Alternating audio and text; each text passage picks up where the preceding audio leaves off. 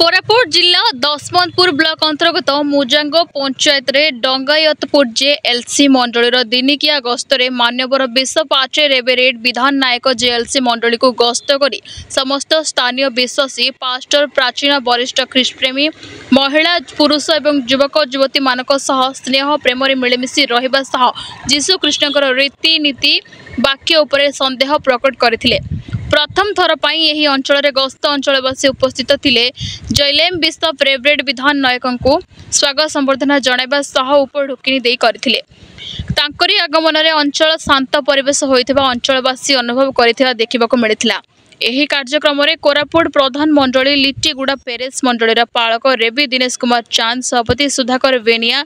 दुधारी जैलेम ग्राम्य मंडलीर कार्यकारी श्री किशन बाघ प्राचीन जोसेफ कुलदीप उपेन्द्र कंधपान जोशीय भद्र दुधारी मंडली युव सभापति राजेश कंधपान सुनाबेड़ा मंडलीर प्राचीन गुगुन बाघ डंगायतपुर ग्राम्य मंडलीर कार्यकारी प्रहलाद भत्रा स्थानीय प्राचीन जयसीय भत्रा लेमन जयदान बाघ उक्त कार्यक्रम अतिथि मानक ऊपर ढोकिनी दे संबर्धना करने सह शांतिपूर्ण कार्यक्रम परिचालना करथिले। जेएलसी तरफ धन्यवाद दूची मो जैलुम बिशप राइट रेवेरेंड विधान कुमार नायक और प्रथम थर लिट्टीगुड़ा पेरिस अंतर्गत डंगायतपुर मु परिदर्शन करी आज उपासना परिचालना करने मुझे उपस्थित थी। ईश्वर को वाक्य बाइबल एक शास्त्रांश नहीं से शिक्षा देछि ईश्वर को प्रेम जेपरी समस्ते अनुभव करेंगे और समस्त जीवन जेपरी सुरक्षित हेबो आ समस्ते जेपरी ईश्वर को निकट को आसबे ईश्वर परिचय पाइबे आ समस्ते जेपरी ईश्वर ठारे गृहीत हेबे यही विषय को दृष्टि रखी शिक्षा प्रदान करा जायछि। डंगायतपुर रे प्रथम थर आसी ईश्वर को वाक्य प्रदान कली तईरे मु उल्लेख प्रकाश कली जे समस्ते जेपरी ईश्वर संतान संतति हो पारे आ प्रथम थर यही अंचल को मु विजिट कली देखिली इठी एक शांतिर परिवेश अच्छी निश्चित भाव में यही मंडलीर समस्त विश्वासी माने अन्य मानकर सहित से मिलित भाव में बंचिबे समाज रे मंडली रे डंगायतपुर मंडलीर उन्नति पाई आम जैलुम कार्यवाहक माने आम माने कथोपकथन करूँ एवं जहाँ यही मंडलीर आध्यात्मिक जीवन पाई फलप्रद रही माने निष्पत्ति नहीं कार्य करूँ समस्त मंडली तथा जेएलसी सब मंडली को मुझे परिदर्शन करी अनुध्यान करी यथा संभव जेएलसी तरफ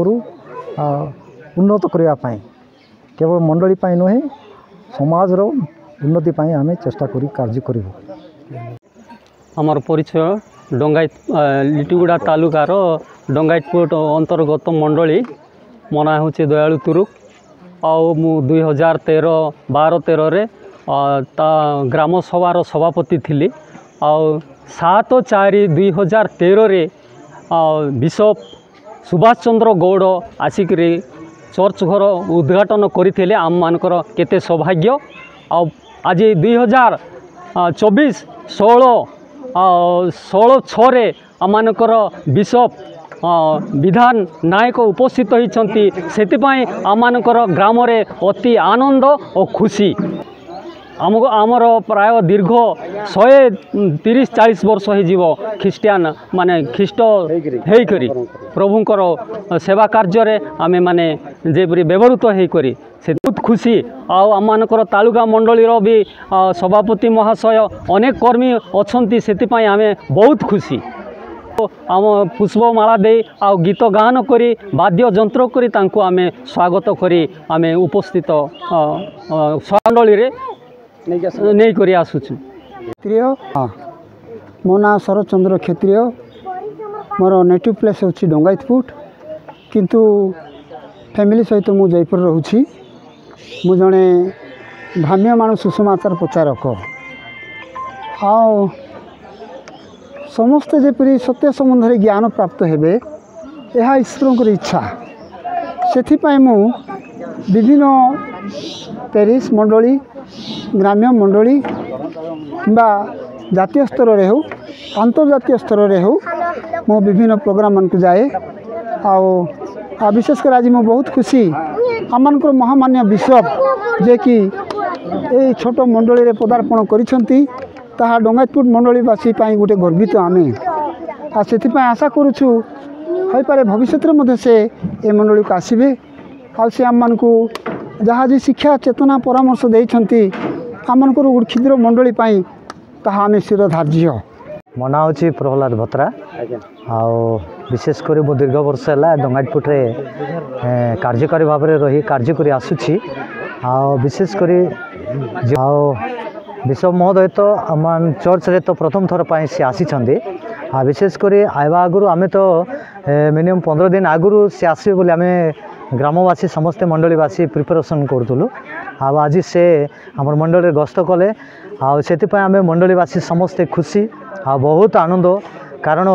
जड़े आम जैलुमर जे मुख्यकर्ता सबुठार श्रेष्ठतर व्यक्ति से जदि आमर ये क्षुद्र मंडल जदि से प्रवेश करुँचे मंडलीवासी अति खुशी अटंते अति आनंदित अटंते आर गस्तर आमर